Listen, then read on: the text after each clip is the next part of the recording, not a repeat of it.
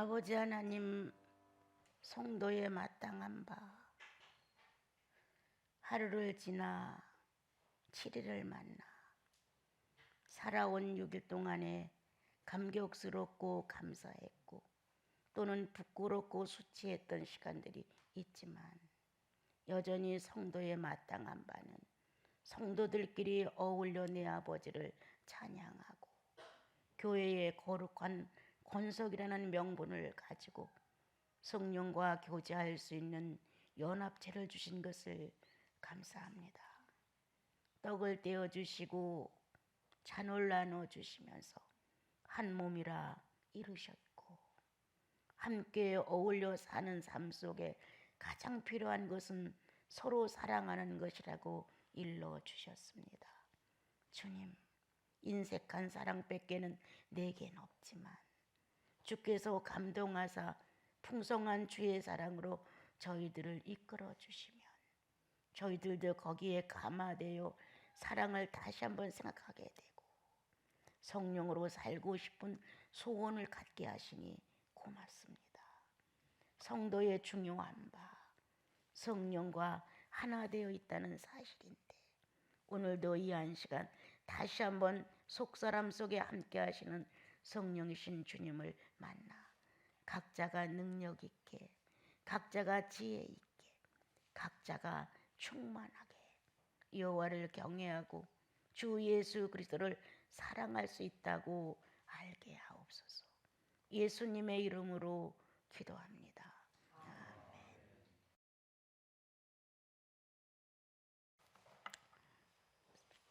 성경은 우리들 생활에 그렇게 적합하고 옳은 말씀을 잘 표현했는가 할 정도로 놀라워요. 누가 얼마만큼 이 학문과 문학과 감정을 묘사해서 이렇게 표현할 수 있을까? 너무 세밀하고 너무 확실하고 너무 분명하게 우리 영혼 안에 조명을 해주시기 때문에 이 빛을 피해 갈 사람이 없어요. 생각할 수 있는 두뇌가 있고 또 다시 한번 돌아볼 수 있는 마음이 있다면 성경은 살아있는 하나님이 되시는 거예요. 그런데 이것을 그냥 읽어내려가고 의미도 없고 어느 때는 관심이 없어서 뭘 읽었는지도 모르고 이렇게 한다면 이거는 어떤 의미도 내게 허락해 주지 않아요.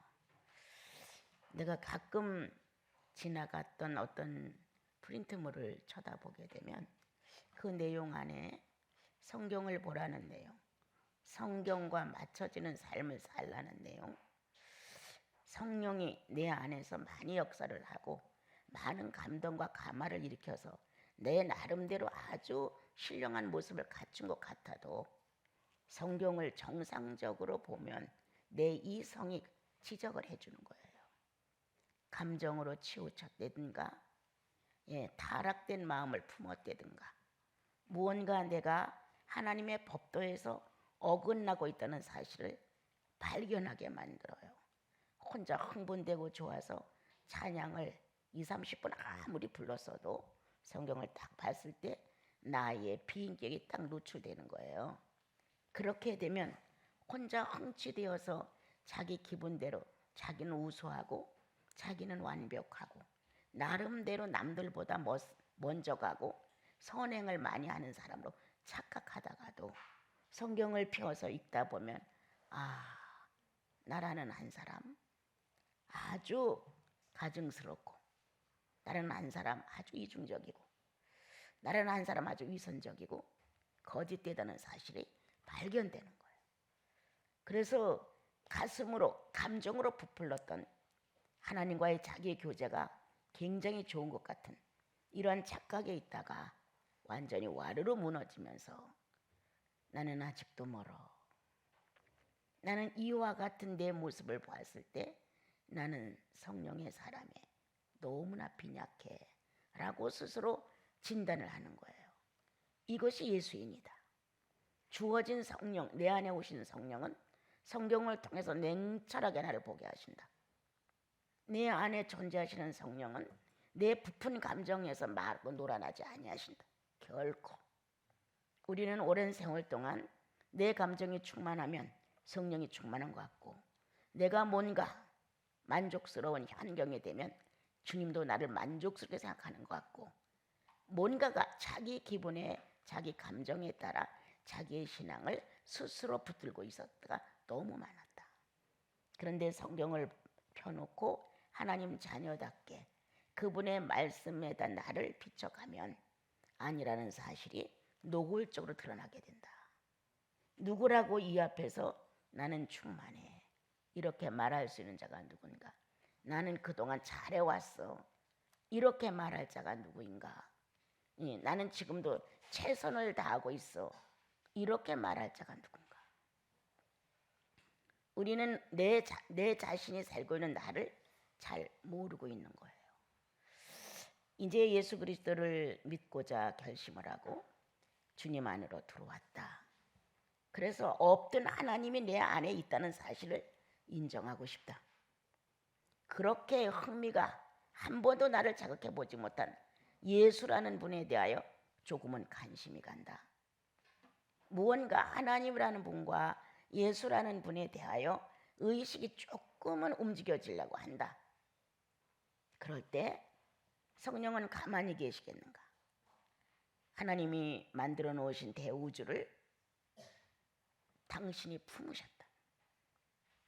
신이 운행하여 품으셨고, 그 큰 우주를 품으신 하나님의 성령이 어느 날 다시 아담 하나를 축소해서 만들어 놨을 때 생기를 불어넣으니 작은 축소의 모양 된 것처럼 생기를 까 영혼으로 들어갔다. 아주 광활하고 대범하고 어마어마한 거기에 주님의 신이 품고 계셨고, 가장 작고 엽서하고 희미한 작은 흙덩이 하나의 생기를 넣어 그 안에 존재하셨다. 그러므로 하나님이란 존재 사실은 엄청나게 크기도 하시고 아주 작은 알맹이가처럼 아주 보잘것없이 약할 수도 있다. 이러한 두 세계를 주님이 예수 믿게 되면 조절하신다. 이제 모든 만물을 창조하신 창조자로서의 피조물을 관리하신다. 내 마음대로 태어나는 것도 아니고 내 마음대로 죽을 수 있는 것도 아니다. 하나님은 모든 것에 연한을 정하셔서 연한에 맞게 사물을 이끌어 가신다. 인생이 살다 보면 어느 때 내가 예수를 안 믿어도 하나님을 그렇게 안 찾았는데도 불구하고 뭔가 내 삶이 그렇게 막히지 않고 때때로 형통하다. 그렇게 무엇을 어디 가서 빌거나 그것을 원하지 않았는데도 자연스럽게 얻어질 수가 있었다. 사람이 살아가는 순리 안에 이루어진 것들이 나도 누릴 수 있는 자격이 있는 것이다. 그런데 예수를 믿고 났다. 이제 하나님은 피조물의 한 사람으로 나를 품는 것보다는 내 영혼 안에 하나의 생기로 들어가서 나를 이끌어 가지고자 원하신다. 이제 그 당시 아담을 통하여 만들어서 거기다가 넣었던 생기의 연약한 인격보다는 예수 그리스도를 통해서 구원받은 영혼 안에는 생명의 인격으로 등장하신다. 이렇게 두 인격 사이가 우리 안에 있다. 어느 때는 아주 작은 생기의 인격이 있고, 하나는 뭔가 성장하고 판단력이 있고 대담하고 분별력이 있는 예수 그리스도의 장성한 인격의 모습이 있다. 이 두 가지의 인격을 가지고 우리는 산다. 어느 때는 정말 성장한 상대의 인격을 보고 주님 감사합니다라고 우리는 감탄한다. 어느 때는 그 사람 속에서 오히려 아주 어린애 같은 이러한 작은 그의 비인격이나 인격을 보고 놀랜다. 아직도 저동조 수준의 저 모습이 있어? 이렇게 어느 날 베드로는 주님은 살아계신 하나님이시고 하나님의 아들이십니다라고 높은 경지에 대답을 한다. 그러나 어느 날 그는 아니 난 몰라. 예수라는 사람이 누군지 난 몰라 라고 부인한다. 이렇게 두 가지의 모습이 한 인격 안에서 움직여진다. 이것처럼 나도 여러분도 똑같이 어느 편의 인격은 예수의 생명의 완전성에 가까운 성령의 역사를 통해서 우수한 신앙인의 모습이 나오지만 어느 때는 부끄럽고 창피하고 수치감을 느낄 정도로 내가 나를 볼 때 형편없는 자신을 발견하면서 쩔쩔맬 때가 있다. 나 예수 몰라요. 나 그 사람 누군지 몰라요. 이렇게 할 정도로 나는 예수를 부인하는 또 다른 모습이 있다는 것이다. 이렇게 나와 여러분은 오늘도 정상의 조절력을 잃어버리고 아름다운 조화의 모습을 잃어버리고 그렇게 살아가다가 성령은 이렇게 아직도 작은 생기의 자아를 붙들고 축복하신다. 언제까지나 이 어린 자아, 풍랑을 만나면 악을 쓰고 소스라치고 보호자가 옆에 있는데도 불구하고 살려달라고 애원을 한다. 이런 작은 자아를 붙들고 우리는 언제까지나 살아가야 되는가? 뭔가가 조금 불편한 게 있으면 이 불편한 게 남의 탓으로 다 온 것처럼 나는 전혀 불편한 것을 가지고 살 사람이 아니라는 거예요. 그래서 네가 이 불편함을 제공했지, 네가 이렇게 만들었지, 다 자기는 완벽한데 상황 전체가 다 삼자에 의해서 그렇게 됐다는 거예요. 이러한 고질화되어 있는 나의 죄병을 어느 누구도 못 고쳐준다. 때때로 이성이 조금 반짝이면 후회한다, 반성한다, 뉘우친다. 그 정도에서 끝나지 어느 누구도 이것을 나로부터 떼어내지 못한다. 이러한 불평불만이 많은 나를, 누구의 탓으로만 다 돌리는 나를 내 고질병에 대해서 조금은 자각을 한다. 그러나 그렇게 심각하게 느껴지지 않는다. 그런다 어느 날 주님이 성령 안에서 내가 얼마나 깊은 병이 들었는지를 알게 하신다. 삼자가 안 보인다. 환경도 안 보인다. 문제성을 제기했던 내용도 안 보인다. 단 하나 미성장한 내 모습을 보게 된다. 그런 문제만 만나면 타성이 되어서 나 예수 몰라. 나 그 사람하고 같이 안 있었어. 언제 그 사람이 있었어? 이렇게 예수를 아주 힘껏 부인하게 된다. 나 예수 몰라. 이러한 나. 또 어느 때는 나의 하나님이시고 나의 구주시고 하나님의 아들이심을 나는 환영합니다. 이렇게 상승권을 타는 내 모습도 있다는 거예요. 성령이 너무 곤란하시다. 한 영혼 안에 이 연약한 자아와 어느 정도 성장된 자아를 가지고 둘의 모습을 사람들 사회에서 보여줌으로 실망이 크다. 삼자는 아니 저런 모습도 있었어? 아니면 훌륭해. 역시 내가 존경할 만했어. 이렇게 하다가도 별거 아니더라. 20년 믿었다는데 그거 별거 아니더라. 50년 믿었다는데 별거 아니더라. 이렇게 삼자가 나와 여러분의 모순된 신앙을 보고 말할 수 있다는 거예요. 그도 그거에 대하여 어리기 때문에 모든 것을 수용하면서 나도 저런 면이 있어. 인생은 누구나 다 흠이 있어. 한 번의 흠도 안 가진 것은 예수뿐이야 라고 그 상황에서 예수 그리스도를 높이는 데 인격이 돼야 되는데 예수 그리스도를 높이기보다는 늘 자기와 삼자를 탓하고 넘어가는 거예요. 나는 그렇지 않은데 이렇게. 그러니까 우리들은 이 성장된 예수 그리스도의 구원에 이 자아가 활동하는 게 미약한 거예요. 그런데 그거를 모르는 거예요. 내가 얼마나 미약한지, 내가 얼마나 생기의 인격 속에서 아직도 허우적거리고 있는지 이게 비교가 안 되는 거예요. 그리고 본인이 어떻게 하다가 성령의 도움을 받아 예수님의 장성한 모습의 인격을 한번 표현하면 그만 붙들고 있는 거예요. 난 이런 사람이야. 난 그때도 이렇게 말했어. 난 이렇게 행동했어. 이러한 마음으로 품었어. 그거 한번 어떻게 하다 잘한, 그것도 자기가 잘나서 한 게 아니라 성령의 움직임이 있어서 나를 초월하신 그분의 인격이 나를 붙들고 그 일을 하셨단 말이에요. 그러니까 이것은 내 게 아니라 주님의 것이란 말이에요. 나는 할 수 없었다. 주께서 하셨다. 그건 내 본 모습이 아니다. 내 본 모습은 생기의 인격이라 어떻게 하면 선악과를 따느냐가 목적이다. 어떻게 하면 문제를 만나면 하와가 그랬잖아요. 뱀이 그랬잖아요. 핑계를 대면서 죄를 가볍게 나에게선 가볍게 받고 싶은 마음이 바로 나다. 이게 나라는 거예요. 이렇게 살아가는 우리들 안에 오늘도 어제나 오늘이나 한결같이 변하지 아니하시는 주의 성령이 하나님화되 계시다. 성부 하나님의 속성으로 나와 여러분을 이끌려고 성령은 최대한으로 자기 자신을 축소하신다.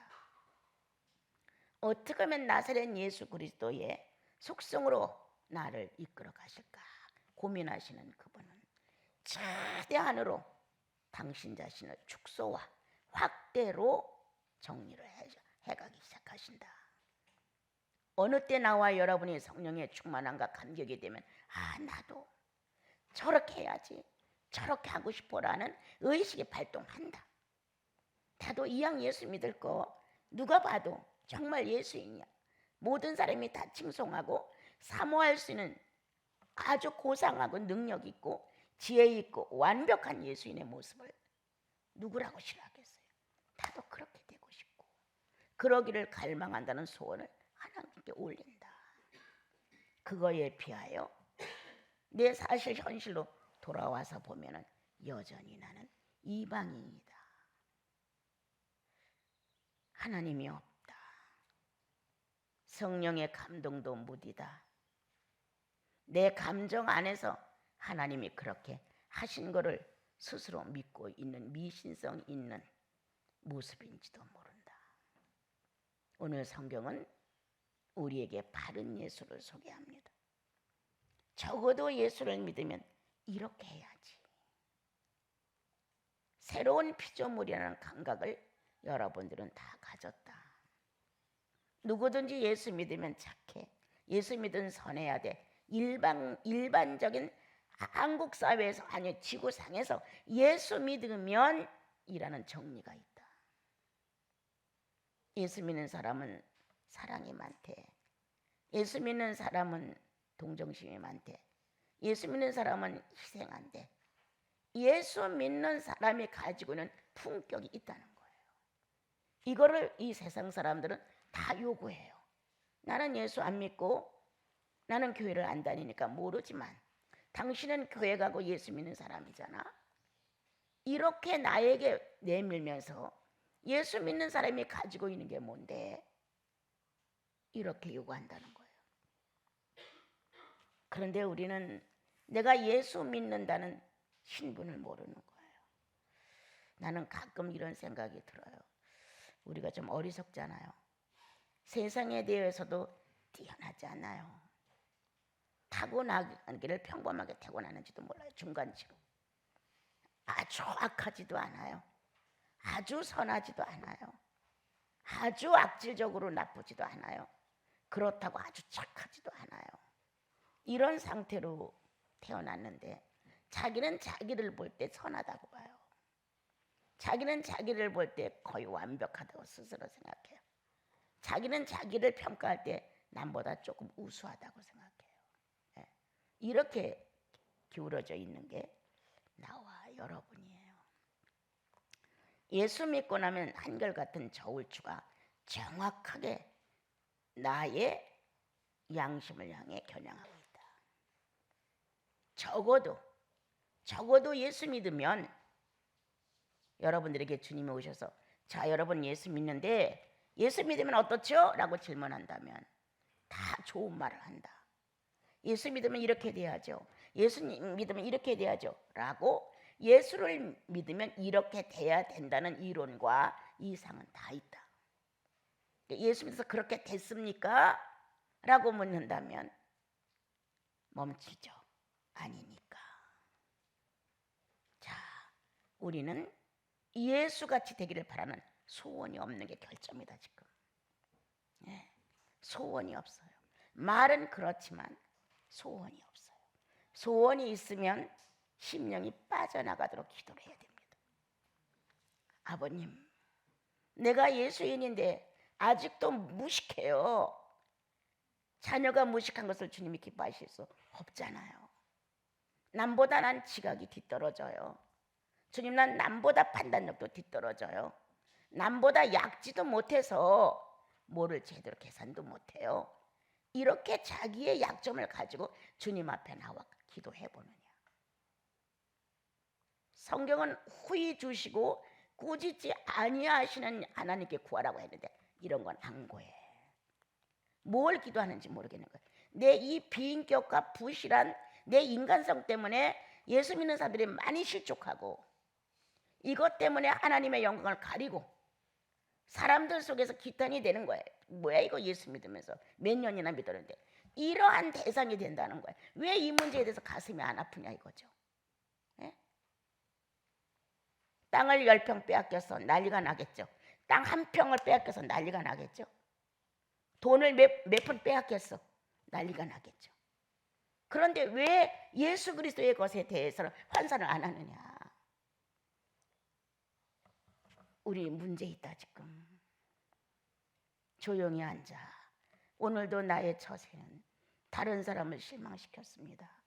주님, 오늘도 나의 판단은 성령을 근심되게 했습니다. 지각을 사용하게 하소서. 지혜를 허락하소서. 어떻게 해야 당신의 총명과 당신의 총기로 내가 현실을 바로 살할 수 있을까요? 나 예수인입니다. 이렇게 자기의 부족에 뒤떨어짐을 주 앞에 고발 좀 해봐라. 주님이 듣고 그냥 무효로 하실 것이냐. 그걸로 인하여 성령이 근심되고 성도들이 피해를 입는다고 한다면 왜 주님이 가만히 계시겠냐. 그러냐. 다른 것을 허탄한 것을 간절히 기도한 것보다 예수 자신을 달라고 기도해봐라. 당신의 총명, 당신의 명철, 당신의 겸손, 당신의 진실, 당신의 희생 전하 원합니다. 이렇게 예수의 것을 수십 년 전에도 나를 찾아오는 많은 사람들이 어떻게 기도하십니까? 라고 물어요. 소문이 기도 많이 한다고 났나 봐요. 예수를 구하십시오. 이해를 못해. 예수를 구하십시오라고 했는데 이해를 못했어요.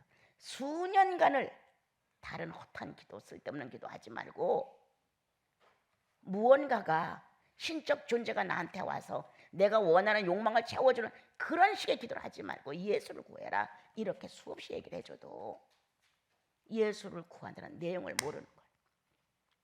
몇 년 후에 그분이 왔는데 나는 잊어버렸죠.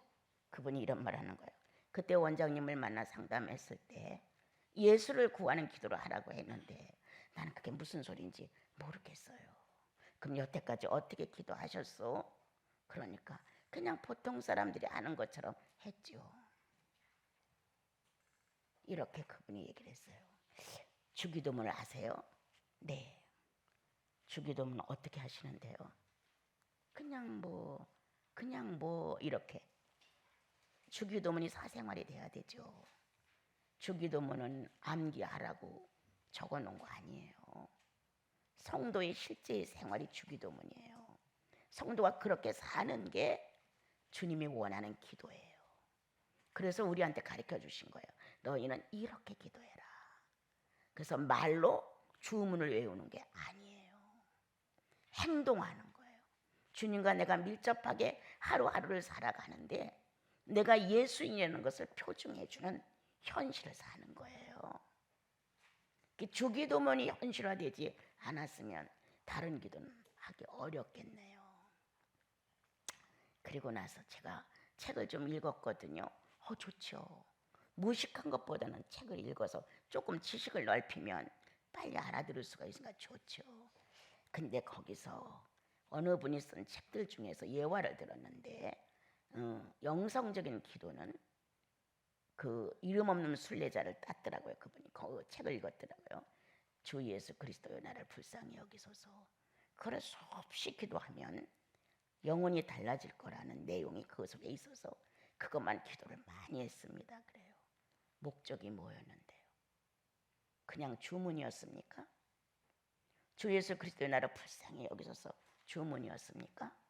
주 예수 그리스도의 나를 불쌍히 여기서의 내용이 뭡니까? 그 내용이 있었을 거 아니냐. 아유 그냥 그거는 잘 이렇게 멈췄어요. 말을 안 된다.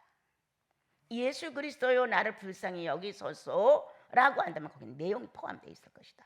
그 내용 없는 건 주문 아니냐? 그 뭐 하는 짓이냐? 자 그러면 여호와요라고 이름을 부르면 여호와가 포함하고 있는 내용이 있을 거 아니냐? 예수 그리스도요 주 하나님이요 나의 아버지신 하나님이요 나사렛 예수요 주님이요 라는 이런 호칭이 나에게 얼마나 많은 풍부함을 주는지 아느냐? 그 내용이 있느냐? 우리는 그런 거 배운 적이 없는데요. 뭐 누가 꼭 가르쳐줘야 됩니까? 당신 안에 성령 안 계시오?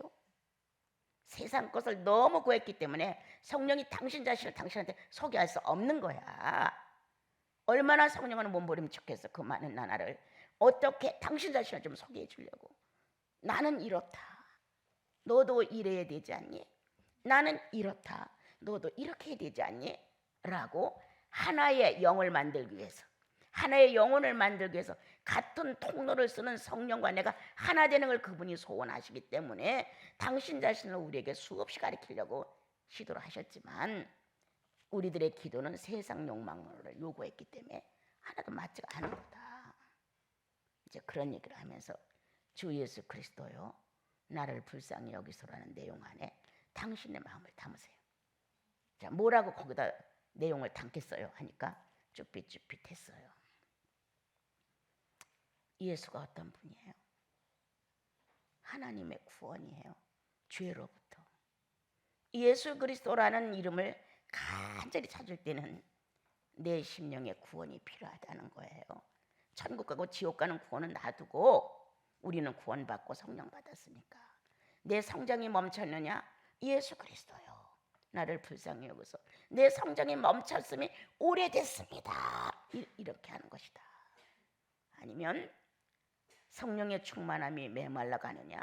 예수 그리스도요 라고 했다면 거기에 지연이가 성령 충만에 빈약해지고 있습니다. 내용을 전달해라 거기에. 그러면 주님은 짤막한 그 문장 하나 주 예수 그리스도요 나를 불쌍히 여기소서. 그 내용 안에 예수 그리스도의 구원의 능력이 성장으로부터 멈춰진 사람 다시 깨워주고 성령 충만하지 못하면 성령 충만을 이끌어주고 뭔가 둔하고 어리석고 아집이 강하고 고집이 세서 안 되는 사람은 그걸 꺾기 시작해 주님이. 이렇게 다 되어 있어요 성경은. 또 우리도 그런 경험을 하니까 예수께 미쳐가는 거지. 그런 게 없는데 무슨 수로 이 현실을 이겨요? 이길 수가 없어요. 눈만 떠봐요. 다 보는 거예요. 다 유혹이에요. 귀만 열어봐요. 얼마나 오갑소리가 많아요. 혀만 열어봐요. 성도가 해야 할 말 안 해야 말도 못하고 막 짓거리는 거예요. 이렇게 형편없는 게 난데 주님은 거기서 가장 고귀한 신분 내 신부야 이렇게 말씀. 내 신부야.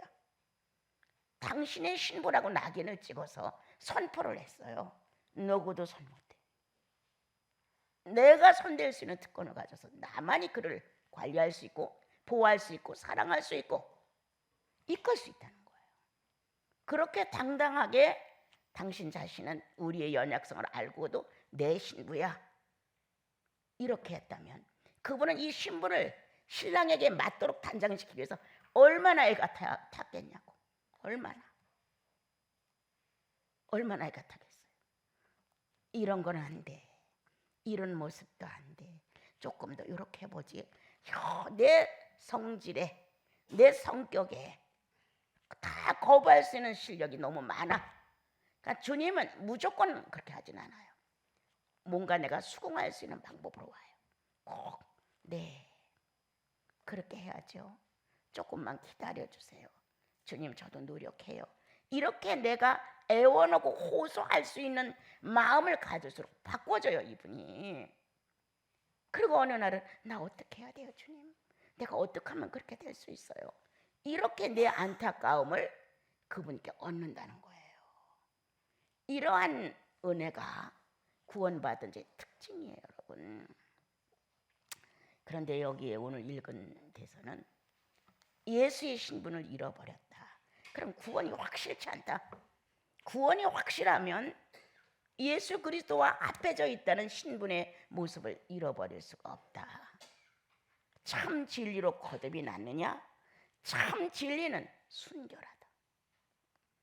참 진리는 순진하다. 참 진리는 거룩하다.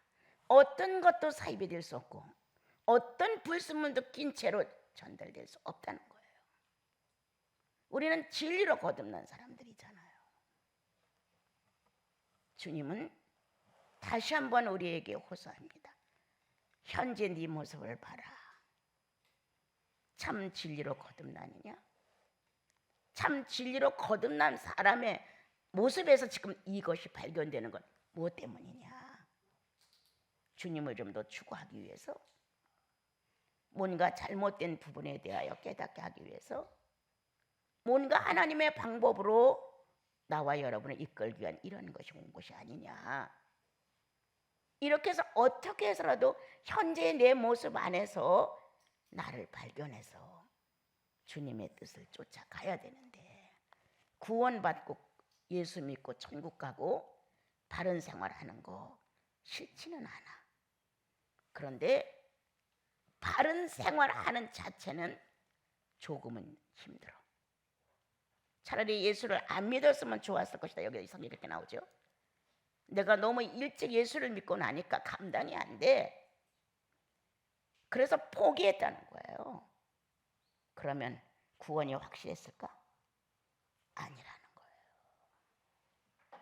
감정적으로 예수는 이런 사람, 예수 믿으면 이렇게 되는 법, 이렇게 감정적으로 위장으로 받아들이는 거예요. 구원이. 그러니까 진리의 모습이 안 나오는 거예요. 누가 뭐래도, 천만인이 뭐래도 영생이 확실하면 하나님의 성령은 가만히 있잖아요. 끝내 알게 하는 거예요. 끝내 조명하는 거예요. 내 모습에 이 기고만장하고 오만스럽고 형편없고 흉측한 내 모습을 그대로 두고 신부라는 자격을 붙일 수가 없어요. 주님은 네가 신부야, 예수의 신부야, 네가 예수 사람의 짝이야, 안 맞잖아. 성령은 내가 예수의 짝이라는 것을 늘 상기시킨단 말이에요. 언어가 그게 뭐야, 감정이 그게 뭐야, 판단이 그게 뭐야, 선행이 그게 뭐야, 형제자매 아끼는 마음이 그게 뭐야, 다 이거 얘기한다는 거예요. 그분이 가장 인류에서 가장 큰 하늘과 땅의 최고의 가문의 마다들의 자격 속에 혈통을 얻은 며느리들이 아니에요. 최고의 가문의 최고의 대가족에 예수가 장자권을 갖고 우리는 그 안에서 거듭났어요. 누구예요?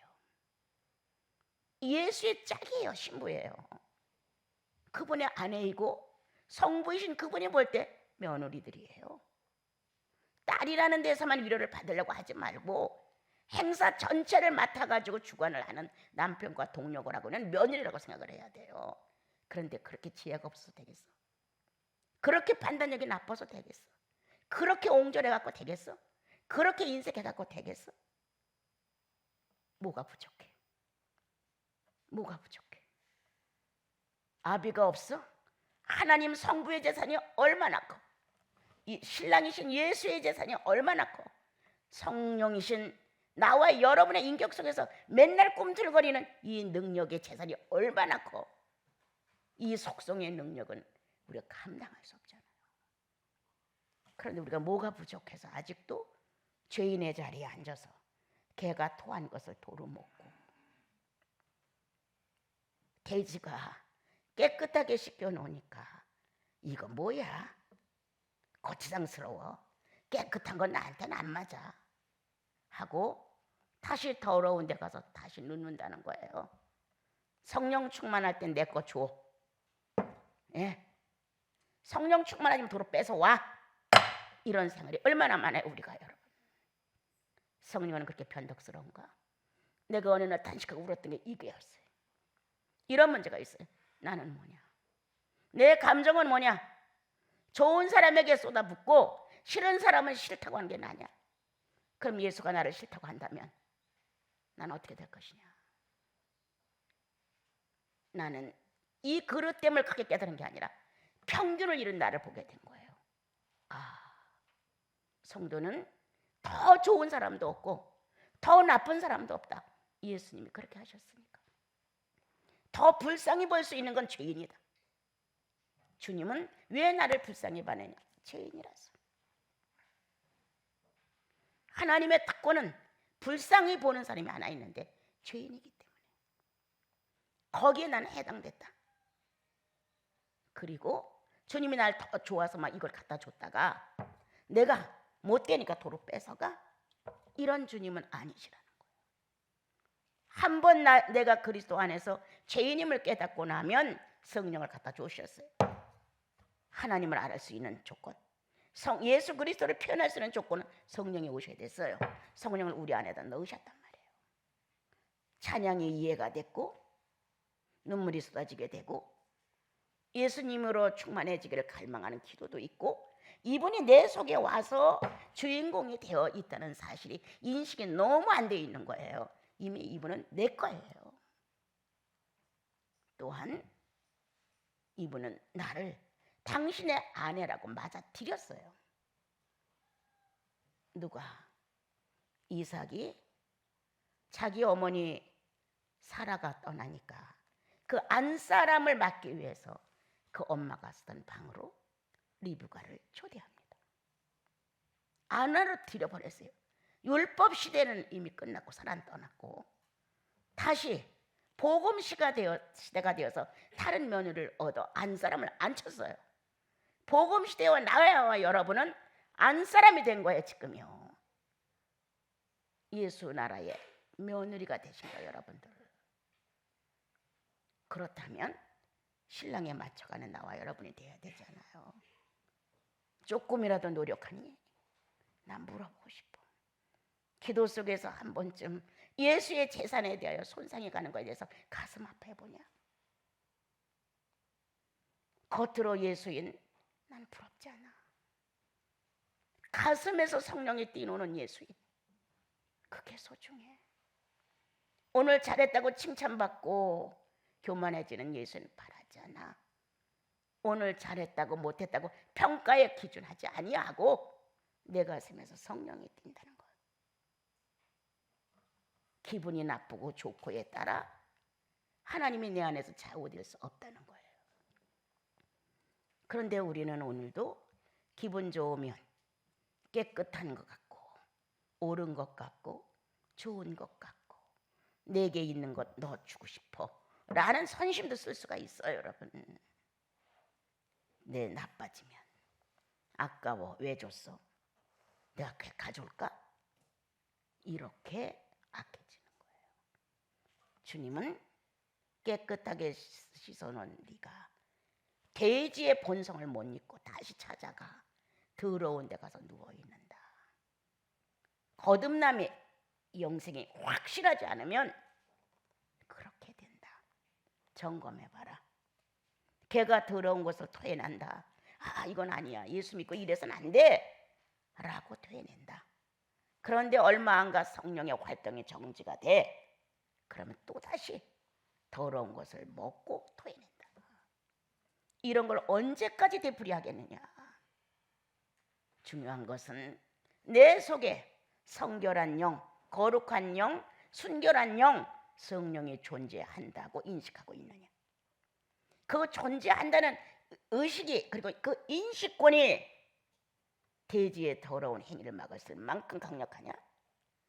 개가 먹었다가 더러운 걸 다시 토하는 것을 자제할 만큼 확실하냐?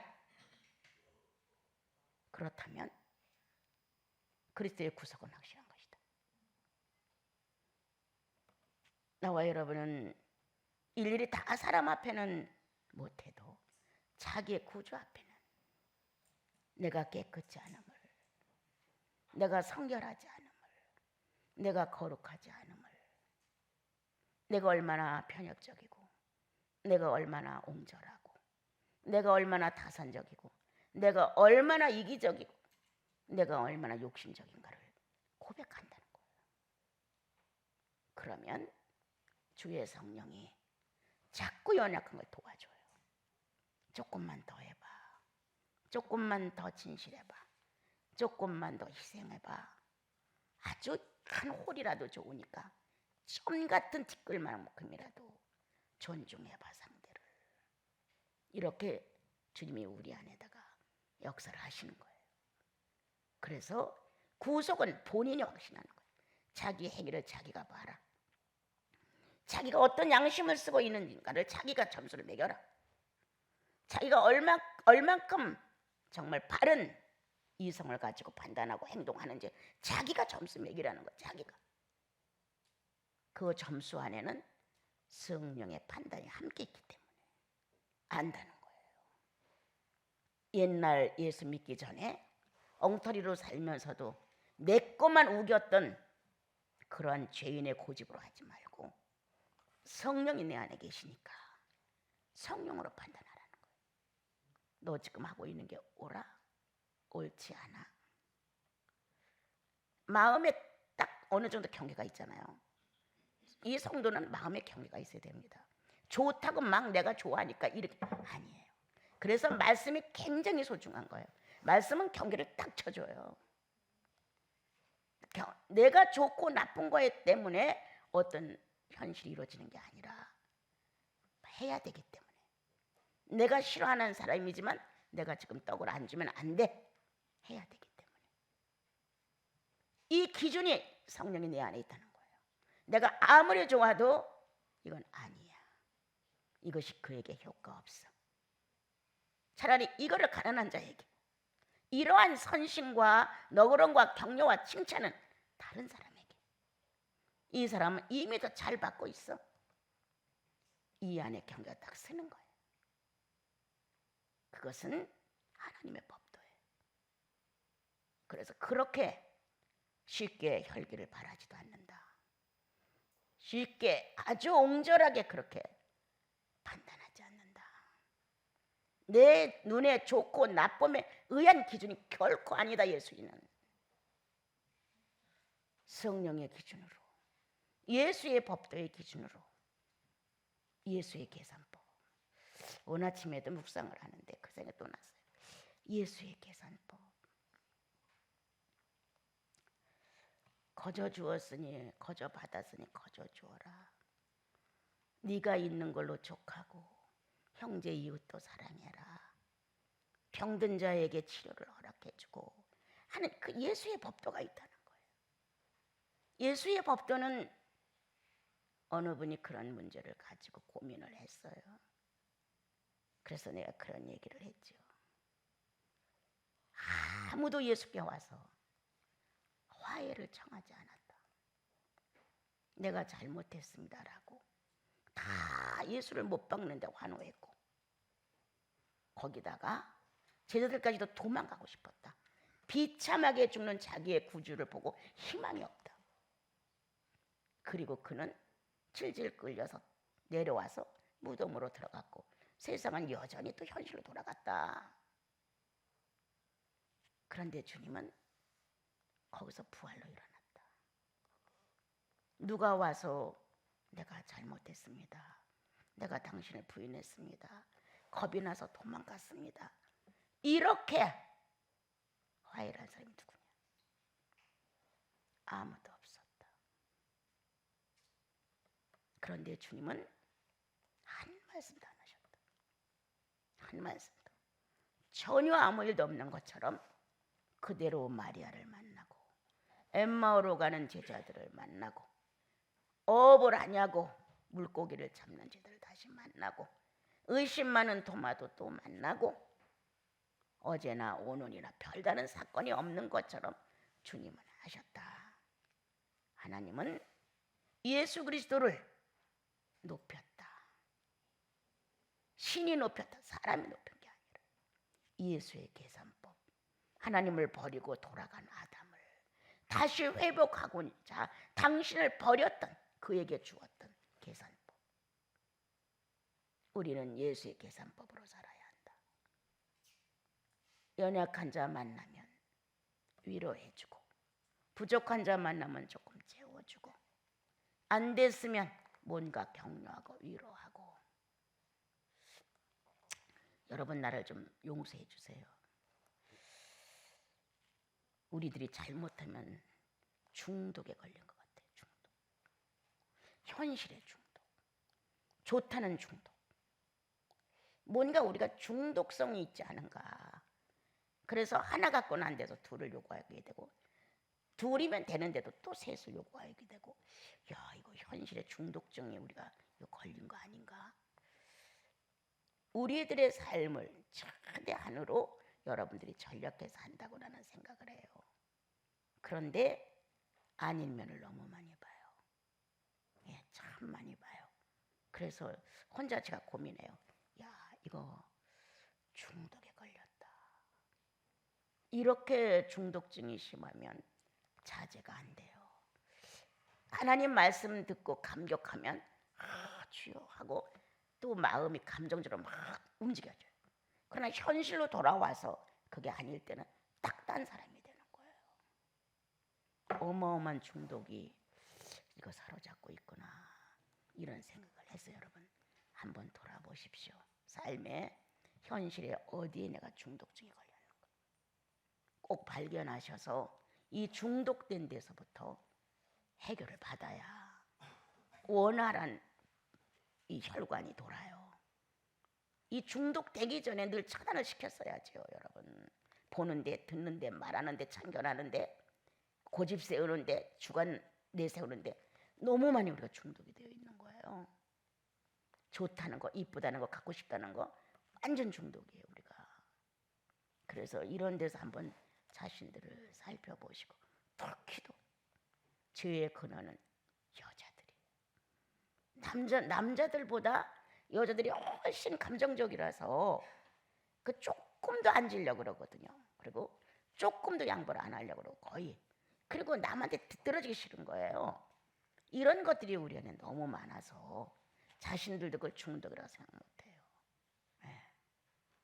여러분, 이번 주에는 주님이 말씀하시되 진리로 거듭났느냐.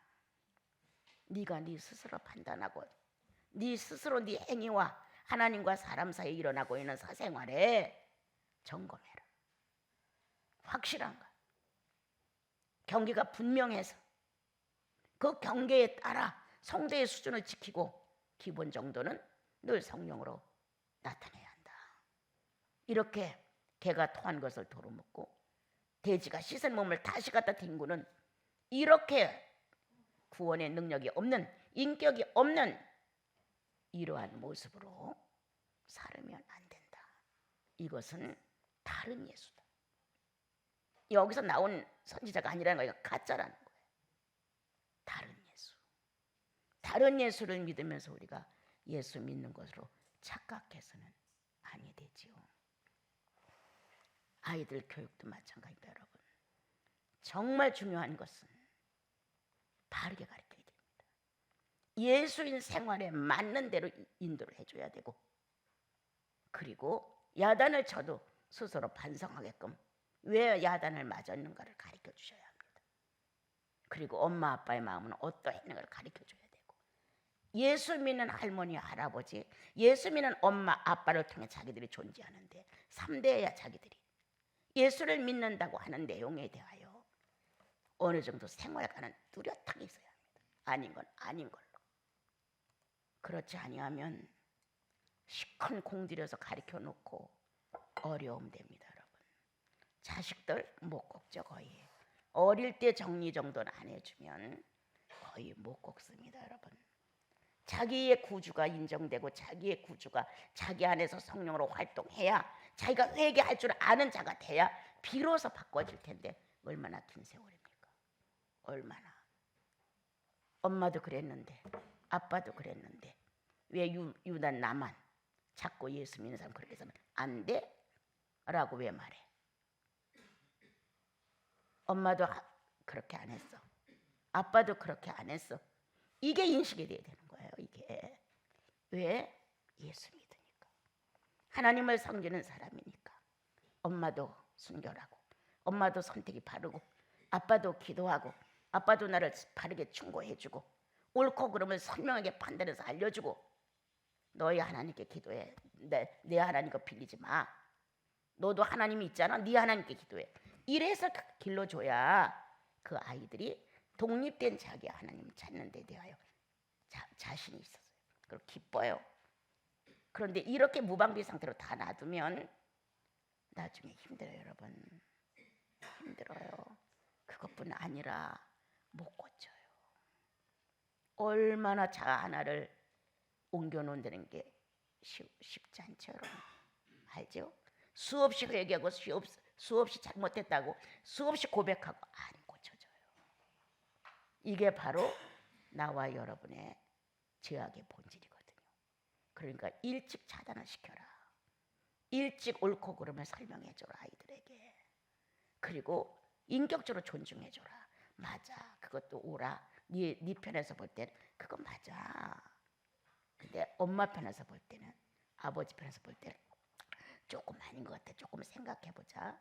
이렇게 해가면서 아이들을 유도해가면 그래도 그렇게 산발적으로 자아가 성장하지 않아요. 이 자아가 산발적으로 성장하면 걷잡지 못해요, 여러분. 여러분, 오늘 부모의 정확한 예수관, 그래서 자식에게도 분명한 예수의 관을 심어주는, 결코 돼지와 같이 개처럼 무분별한 짐승의 본능에 가까운 삶을 살지 않도록 부모가 먼저 하고 자식들도 그렇게 되기를 원합니다.